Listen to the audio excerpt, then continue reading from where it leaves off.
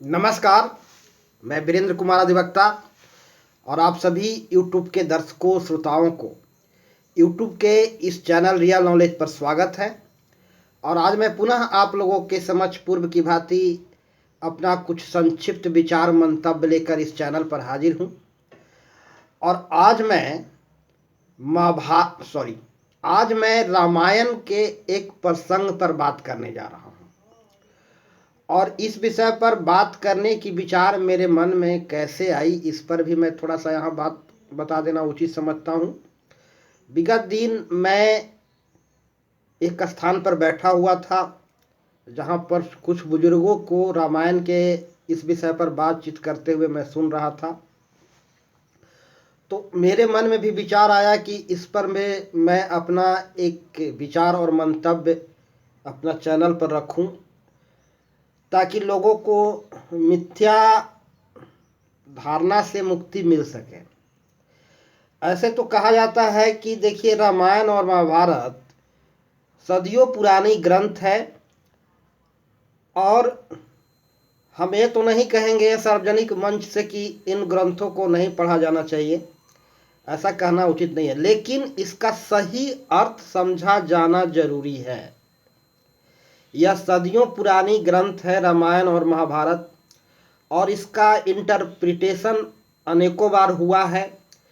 इसके अनेकों संस्करण छपे हैं और इतनी पुरानी ग्रंथ होने के नाते यह गुंजाइश यहाँ थोड़ी सी बनी हुई रहती है कि जो मूल ग्रंथ था इसमें अमूल चुटकुट परिवर्तन की संभावना है, क्योंकि यह सदियों पुरानी ग्रंथ है। तो मैं यहाँ यह कहना चाहूँगा कि आज के समय में भी कुछ स्वार्थी तत्व अपना व्यक्तिगत फायदे के लिए रामायण और महाभारत को अपने व्यक्तिगत हित को साधने के लिए, अपने मतलब को साधने के लिए इसको अपने मनोनुकूल इसका इंटरप्रिटेशन किया है, अपने मन मुताबिक इसका वर्णन किया है, निर्वचन किया है, एक्सप्लेनेशन दिया है। लोग आज भी करते हैं।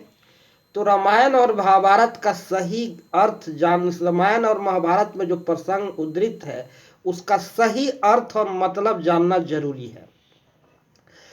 और बहुत सारे लोग इसका गलत इंटरप्रिटेशन करके अपने फायदा प्राप्त करना चाहते हैं, आज भी लोग करते हैं। और जब आज कर रहे हैं तो यह नहीं कहा जा सकता है कि बीते युगों में नहीं कर रहे होंगे।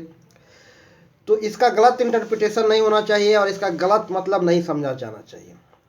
मैं रामायण को बहुत पवित्र ग्रंथ मानता हूँ और राम के चरित्र को राम के चरित्र से बहुत प्रभावित हूँ।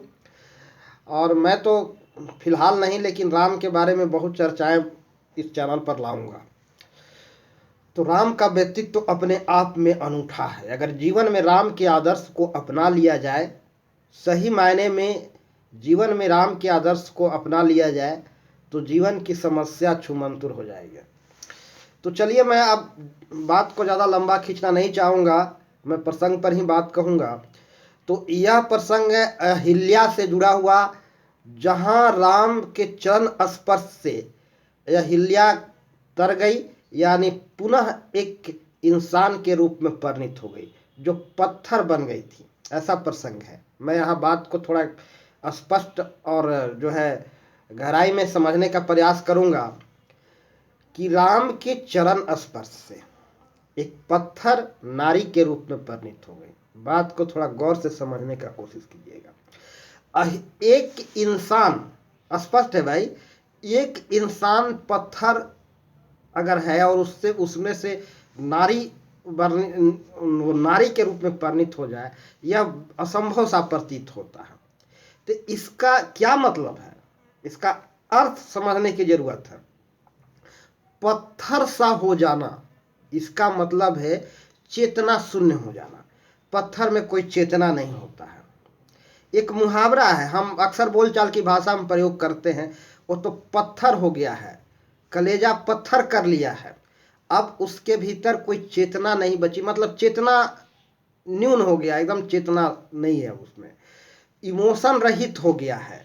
अब उसके भीतर कोई इमोशन नहीं है, उसके सामने कुछ भी हो, कुछ उसको कोई फर्क नहीं पड़ता। उसके सामने किसी को छुरा मारकर हत्या भी कर दिया जाए तो इमोशन रहित है। अगर उसके नौकरी की खबर मिले तो भी वह इमोशन रहित है, उसमें कोई हर्ष जो है उल्लास नहीं आएगा। तो यह इमोशन रहित हो जाना पत्थर सा हो जाना है। पत्थर हो जाने का मतलब है पत्थर सा हो जाना। इमोशन रहित हो जाना चेतना से शून्य हो जाना। तो अहिल्या चेतना शून्य हो गई थी, पत्थर सी हो गई थी, पत्थर नहीं थी, पत्थर सी हो गई थी, यानी इमोशन रहित हो गई थी। एकदम मरा सा हो गया था। उसके भीतर में कोई भी मानवीय इमोशन नहीं था, जैसे करुणा, दया, ऐसे कोई भी इमोशन, हर्ष, उन्माद, उल्लास, ये सब इमोशन नहीं रह गया था। तो उस रूप में वह परिणित हो गई थी। उसके जीवन में न जाने कुछ ऐसी घटना घटी होगी। ऐसे रहमान को बारी गहराई से मैं अभी नहीं बता सकता, चर्चा नहीं कर सकता क्योंकि समय का अभाव है। लेकिन वो इमोशन सी हो गई, चेतना शून्य सी हो गई थी, पत्थर सी हो गई थी। अब राम के स्पर्श से, राम, हु इज राम? राम किस चीज का प्रतिनिधित्व है? राम हमारा दिव्य चेतना का प्रतिनिधित्व है, प्रतिनिधि है। राम मतलब व्यक्ति के दिव्य चेतना, और राम एक दिव्य चेतना से परिपूर्ण थे। और जब राम कहीं जाते थे तो उनके दिव्य चेतना स्वरूप थे वो, तो वह अपने आसपास एक एनर्जी इमर्ज करते थे, और जो उनके आसपास होते थे वह भी एनर्जेटिक हो जाते थे।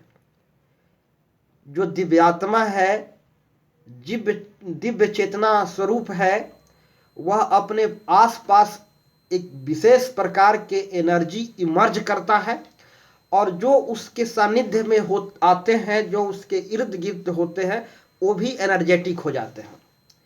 तो राम दिव्य चेतना के स्वरूप हैं, दिव्य चेतना के प्रतिनिधि है, दिव्य चेतना के प्रतीक हैं।